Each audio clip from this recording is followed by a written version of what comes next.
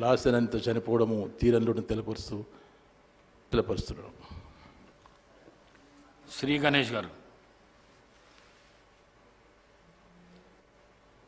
అధ్యక్ష, లాస్య నందిత గారి మృతి పట్ల గౌరవ ముఖ్యమంత్రి గారు ప్రవేశపెట్టిన సంతాపాన్ని బలపరుస్తూ, లాస్య నందిత గారు చిన్ననాటి నుంచి వారి తండ్రితో మా కంటోన్మెంట్ కాన్స్టిట్యున్సీలో తిరిగేవాళ్ళు. వారు 2015లోనే బోర్డు మెంబర్గా రాజకీయ రంగప్రవేశం చేసి పోటీ చేశారు. దాని తర్వాత 2016లో కార్పొరేటర్గా, కవాడిగూడ కార్పొరేటర్గా అక్కడి స్థానిక ప్రజలకు ఎంతో సేవలు అందించారు. ఆ తర్వాత కంటోన్మెంట్ ఎలక్షన్లో గెలిచిన కొన్ని రోజులనే వారు రోడ్ యాక్సిడెంట్లో మరణించడం చాలా బాధాకరం.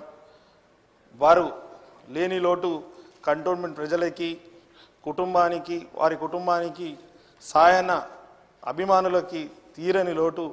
ఈరోజు ఇక్కడ నేను మాట్లాడగలుగుతున్నంటే ఆ రోజు సాయన గారు మాకు చాలా అడ్వైజెస్ ఇచ్చారు. ఎలక్షన్లో పోటీ చేయాలి, ప్రజలకు ఎలా పోటీ చేసి గెలవాలి, ఎలా ప్రజా జీవితంలో ఉండాలని మాకు చాలా సలహాలు సాయన గారు ఇచ్చేవారు. అదే మాదిరిగా లాస్య నందిత గారు గెలిచిన తర్వాత కూడా, అన్న గెలిచిన తర్వాత గెలిచేవారికి మనకు పోటీ, నేను గెలిచాను, మీరు కూడా ప్రజలకు మంచి చేయాలనుకున్నారు, మనం అందరం కలిసి కంటోన్మెంట్ నియోజకవర్గాన్ని కానీ డెవలప్మెంట్ చేయాలని కూడా వారు చెప్పడం చాలా గొప్ప విషయం.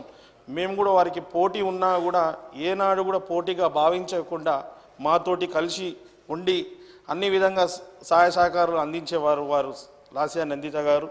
ఈరోజు వారు మరణించడం వారి కుటుంబానికే కాకుండా మాకు కూడా చాలా బాధాకరం. వారి కుటుంబానికి భగవంతుడు ధైర్యం కల్పించాలని వారి కోరుకుంటూ నా యొక్క ప్రగాఢ సానుభూతి వారికి వ్యక్తం చేస్తున్నాను. ధన్యవాదాలు. శ్రీ పాయల్ శంకర్ గారు.